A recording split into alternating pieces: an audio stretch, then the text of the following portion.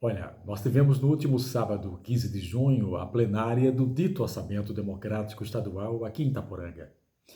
E o marketing e a propaganda do governo levam muitos a acreditar que se trata de um ambiente democrático. Mas, na verdade, de fato, não é. E a prova disso são as inúmeras pessoas representativas da sociedade civil organizada, pessoas que tinham muito a falar, coisas importantes, pertinentes, profundas sobre a problemática local e regional, mas que foram barradas.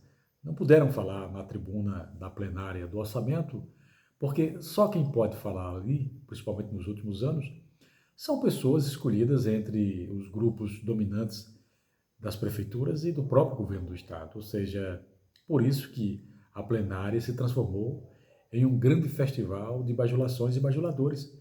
E foram tantas bajulações nessa última plenária que o próprio governador ficou constrangido. Então se perde uma oportunidade de se debater coisas importantes e pertinentes, como, por exemplo, a questão da saúde hospitalar. Nunca se morreu tanto nos hospitais deste vale como agora. E o de Itaporanga é um exemplo disso. E o que mata dentro desses hospitais ou fora deles?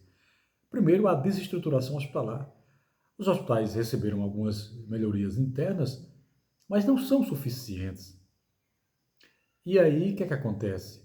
A desestruturação hospitalar leva as pessoas ao óbito e, quando não morrem aqui, morrem imediatamente fora, porque o setor de regulação também é falho. Além do hospital não ter a condição de responder suficientemente ao paciente que chega grave, o setor de regulação é falho porque não há vagas para transferência e muitos morrem à míngua, esperando a transferência para um outro leito hospitalar com maiores recursos. Essa vaga não chega, ou às vezes chega, mas já é tarde demais. O paciente morre na estrada ou morre imediatamente ao chegar na unidade hospitalar para a qual se destinou. Então, isso precisa ser discutido. O governador esteve aqui, por exemplo, um ano atrás, no mesmo orçamento, e prometeu um tomógrafo para o Hospital de Itaporanga. E cadê esse tomógrafo que ainda não apareceu? A reforma que ele anuncia agora, já anunciou no passado, agora com a ordem de serviço. Agora, é uma reforma que não foi discutida com a sociedade e não vai contemplar áreas essenciais e importantes para nós aqui dessa região, como, por exemplo, a cardiologia, a ortopedia e a neurologia. Então, na verdade, a gente espera que a reforma chegue, ela é importante, não deixa de ser, mas não foi discutida e não vai resolver as nossas maiores demandas, não é?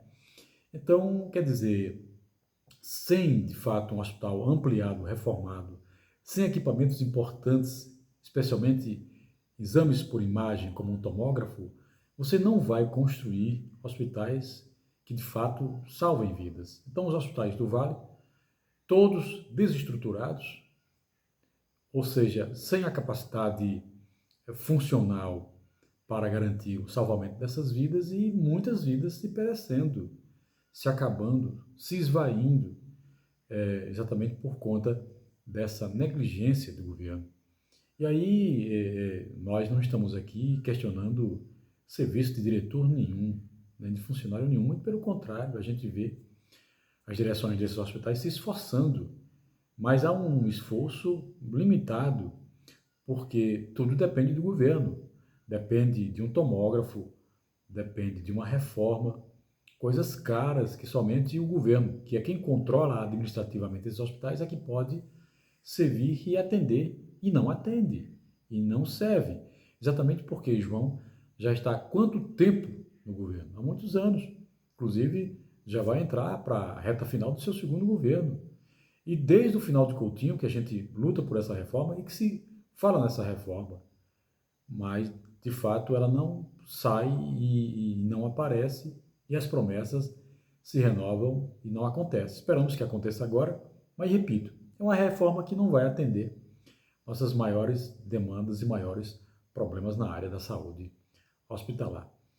Então, quer dizer, se perde tempo com bajulações nesse orçamento democrático e deixa de se discutir profundamente coisas importantes, deixa de dar voz verdadeiramente à população, porque não há uma inscrição espontânea, há de fato todo um teatro que se forma, que se faz, para apresentar bem o governo e a sua imagem, quando na verdade não é aquilo.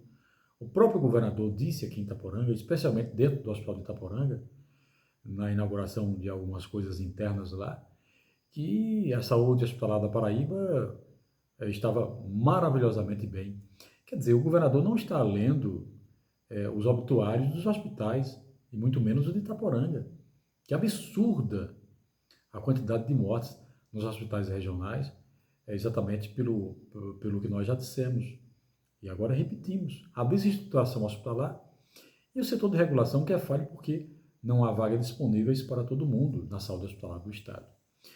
Então, quer dizer, no começo desse orçamento democrático, no início da gestão Coutinho, que foi quem criou esse modelo, nós tivemos a oportunidade de participar representando a Fundação José Francisco de Souza, mas levamos ao orçamento questionamentos, críticas, para que o governo se aprumasse e conseguimos alguma coisa, algumas conquistas, porque é a crítica e o questionamento que faz o governo se mover. Pelo outro lado, a bajulação só faz o governo se acomodar.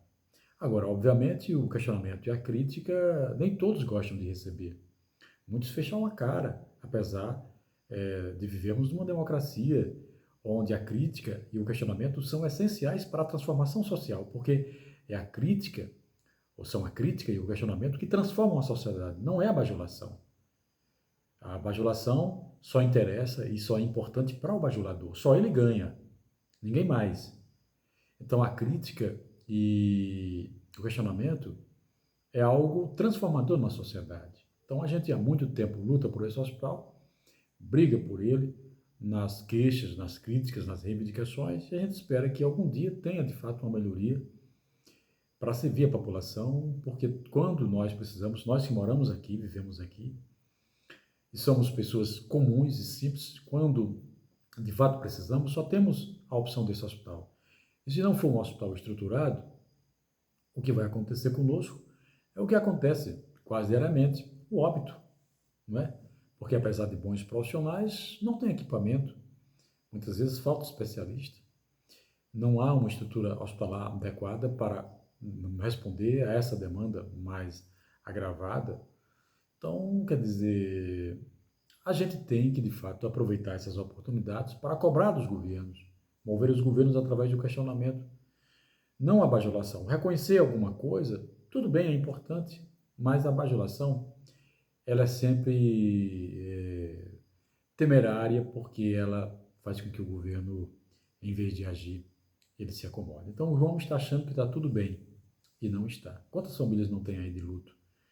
Nos últimos 2 anos, 1 ano e meio, nos últimos tempos, pessoas que morreram e que poderiam ser salvas se nós tivéssemos uma estrutura hospitalar adequada, se nós tivéssemos um setor de regulação que de fato pudesse cumprir isso com a sua tarefa, mas não adianta cumprir bem com a sua tarefa se não há vaga que possa garantir a transferência de um paciente em uma situação de saúde mais agravada. Vamos refletir sobre essas questões.